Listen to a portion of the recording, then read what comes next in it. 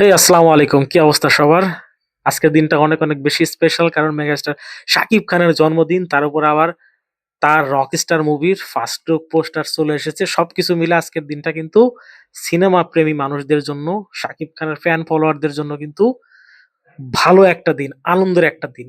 এই আনন্দ ঘন দিনটাকে আরেকটু সুন্দর করে, আরেকটু আনন্দময় করে দেওয়ার জন্য আমি এখন একটা ভালো বিগ নিউজ আপনাদেরকে দিব।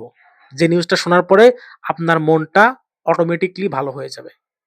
দেখেন, বাংলাদেশে কিন্তু কমার্শিয়াল মুভির জয় জয়কার চলতেছে গত ৩-৪ বছর ধরে।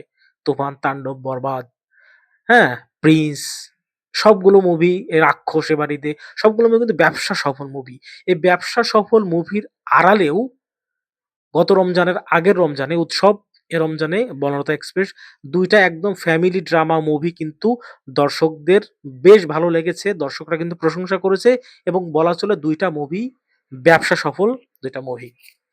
সেই মুভির চিত্রনাট্য লিখেছিলেন যে ভদ্রলোক, আয়মান আসিফ স্বাধীন উনার নাম। সেই ভদ্রলোক কিন্তু রকস্টার মুভিরও চিত্রনাট্য লিখেছেন। এই নিউজটা আমার কাছে চরম স্পেশাল। চরম লেভেলের স্পেশাল, কারণ উনার লেখা চিত্রনাট্য উৎসবে মানুষ পছন্দ করেছে, বনলতা এক্সপ্রেসে পছন্দ করেছে। এখন মেগাস্টার শাকিব খানের মুভিতে যদি উনি চিত্রনাট্য লেখেন, তাহলে তো মানে মানে বলাই যায় যে এটা একটা ধামাকা হতে চলেছে। আর যেহেতু এটা একটা গান বেসিস মুভি, রোমান্টিক মুভি, সেইখানে যদি মানে এই স্বাধীন আসিফ স্বাধীনের যদি চিত্রনাট্য লেখা থাকে, তাহলে তো এই মাত্রাটা কিন্তু আরো বেশি বেড়ে যাবে। আশা করি মুভিটা অনেক বেশি ভালো হবে।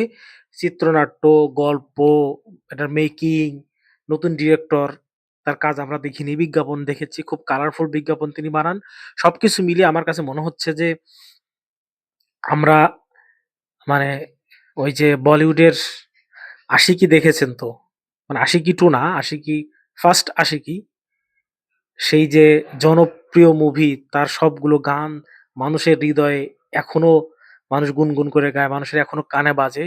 সেইরকম একটা মুভি রকস্টার, তার চিত্রনাট্য লিখেছেন আইমান আসিফ স্বাধীন ভাইয়া। অসাধারণ একজন চিত্রকার। তো উনার লেখা চিত্র সবকিছু মিলিয়ে আমার কাছে এখন অবধি এই রকস্টার মুভির যতগুলো আপডেট বা যা দেখতে পাচ্ছি, যা শুনতে পাচ্ছি, সবকিছু পজিটিভ। আমরা মনে হয় সম্ভবত কোরবানির ঈদে শাকিব খানের আরেকটা ব্লকবাস্টার দেখতে যাবো, এবং সেটা হয়তো হয়তো বিগত যতগুলো ব্লকবাস্টার শাকিব খান দিয়েছে, ইন্ডাস্ট্রি হিট দিয়েছে, সেটাকেও হয়তো ছাড়িয়ে যাবে। এই প্রত্যাশা আমরা করতেই পারি। শাকিব খানের ফ্যান হিসেবে, একজন সিনেমা প্রেমী মানুষ হিসেবে আমার প্রত্যাশা থাকবে শাকিব খানের এই রকস্টার সবকিছুকে ছাপিয়ে যাক। ধন্যবাদ, ভালো থাকবেন।